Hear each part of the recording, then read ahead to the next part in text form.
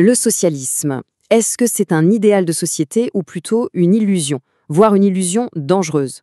Aujourd'hui, on va décortiquer l'article de Stefan Geyers, Les socialistes sont dans le rêve. Et cet article, il avance une idée assez choc. Le socialisme serait en fait un rêve, mais un rêve qui serait voué à l'échec dès le départ. Allez, plongeons ensemble dans son argumentation pour voir ce qu'il en est. Pour commencer, l'auteur nous met direct dans le bain avec cette citation de Frédéric Bastiat. Elle résume parfaitement le dilemme, hein.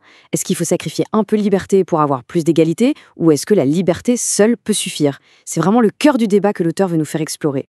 Bon, notre exploration va se dérouler en 4 étapes.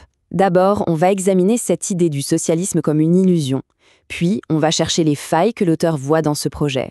Ensuite, on verra comment ce rêve peut, d'après lui, tourner au cauchemar pour certains. Et enfin, on découvrira l'alternative qu'il propose, ce qu'il appelle l'éveil de la liberté. Alors, entrons dans le vif du sujet. Pourquoi est-ce que l'auteur parle d'une illusion socialiste? Qu'est-ce qu'il veut dire par là? Eh bien, pour Stefan Geyers, le problème, il est à la racine même du projet. Le socialisme, ce ne serait pas juste une politique parmi d'autres, non. Ce serait un rêve d'une réalité autre, quelque chose de complètement déconnecté du monde tel qu'il est. Et c'est justement parce que c'est un rêve, nous dit-il, qu'il serait condamné à échouer. Ok, mais dire que c'est un rêve, ça ne suffit pas. L'auteur va plus loin et il essaie de nous montrer où sont les fissures, les faiblesses dans les fondations de ce projet. Et pour ça, il met le doigt sur 2 failles qu'il juge majeures. Alors, les voici ces 2 critiques principales. La première, elle est économique. Le socialisme imaginerait un être humain nouveau qui ne serait plus motivé par son intérêt personnel, mais par un intérêt général un peu abstrait. Et la seconde, elle est juridique. Le socialisme redéfinirait ce qui pourrait être considéré comme du vol pour en faire une source de justice. Regardons ça d'un peu plus près. Là, on voit bien l'opposition centrale que l'auteur met en avant. D'un côté, il y a ce qu'il appelle l'homme réel, celui qui agit, souvent par intérêt personnel, et de l'autre, il y a l'homme meilleur, celui que l'utopie socialiste exigerait, un être complètement dévoué au bien commun. Le drame, selon l'auteur, c'est que tout le système socialiste repose sur cet homme idéalisé qui, en réalité, n'existe pas. Et puis, l'auteur s'attaque à une notion quasi sacrée, l'intérêt général. Pour lui, c'est un mythe. Souvent, ce qu'on appelle intérêt général, ce serait en fait l'intérêt d'un petit groupe qu'on déguise en bien commun. Le véritable intérêt qui nous unit tous, selon lui, c'est simple. C'est le respect du droit, le même pour tout le monde. Et ça nous amène directement à la faille juridique. L'auteur pointe du doigt le concept de justice sociale. Il explique qu'elle se voit, qu'elle se rêve même, comme étant supérieure à la justice ordinaire, celle de la loi. En gros, une certaine idée de la morale pourrait tout à fait justifier de passer au-dessus de principes fondamentaux, comme le droit de propriété. Et comment ça marche concrètement ce mécanisme? Eh bien, l'auteur le décompose. Étape 1. Un groupe décide de ce qui est bon pour tout le monde, cette fameuse intérêt général. Étape 2. Il impose cette vision à tous les autres. Étape 3. Pour la financer, il lève des impôts.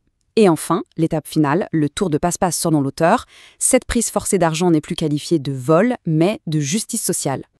D'accord, on a vu les failles théoriques. Mais dans la pratique, qu'est-ce qui se passe quand on essaye de mettre ce rêve en application? C'est là que pour l'auteur, les choses se gâtent sérieusement.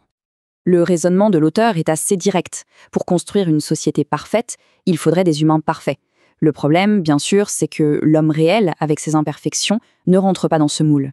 Du coup, l'utopie rêvée par un groupe devient une sorte de prison pour tous les autres, une exigence de perfection impossible à atteindre. Et pour appuyer son propos, l'auteur cite cette phrase du prince Hans Adam II du Liechtenstein. Ça illustre vraiment bien son idée. Si tant d'utopies d'État ont échoué, c'est souvent parce qu'elles partaient d'une vision totalement idéalisée de l'être humain, une vision qui ne collait pas du tout à la réalité. Et tout ça nous amène à la conclusion logique de cette partie, une phrase assez percutante de l'auteur: quand on impose une vision unique et utopique à tout le monde, eh bien, inévitablement, le rêve de certains se transforme en cauchemar pour tous ceux qui ne le partagent pas ou qui ne peuvent tout simplement pas s'y conformer. Dans son texte, l'auteur va jusqu'à utiliser une image pour symboliser son idée. C'est une métaphore, bien sûr. Il imagine des socialistes déguisés en baobab qui viendraient réclamer leur part au nom de l'égalitarisme. Il faut bien comprendre ici qu'il s'agit de son interprétation symbolique, c'est sa façon d'illustrer ce qu'il appelle la fantasmagorie socialiste. D'accord, l'auteur a beaucoup critiqué. Mais alors, que propose-t-il à la place? La dernière partie de son article est justement consacrée à l'alternative qu'il défend face à ce rêve socialiste. L'appel de Stefan Geyers est un véritable cri d'alarme. Pour lui, il faut défendre la liberté et s'opposer aux rêves avant qu'ils ne deviennent un cauchemar. Il ne faut pas attendre. L'homme libre, dit-il, doit rester en éveil. Autrement dit, il doit rester vigilant, garder les yeux bien ouverts. Et pour définir cette société de la liberté, l'auteur termine avec cette citation d'Ethanil. L'idée clé ici, c'est qu'une société libre, ce n'est pas un monde parfait sans violence. Non.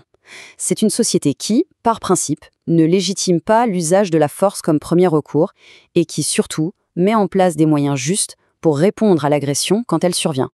Et on se quitte sur cette question qui résume finalement toute la tension explorée dans cet article. Entre ce rêve d'égalité parfois imposé et cet éveil de la liberté qui demande une vigilance constante, où se situe le bon équilibre? Où se trouve la réalité? La question, bien sûr, reste ouverte.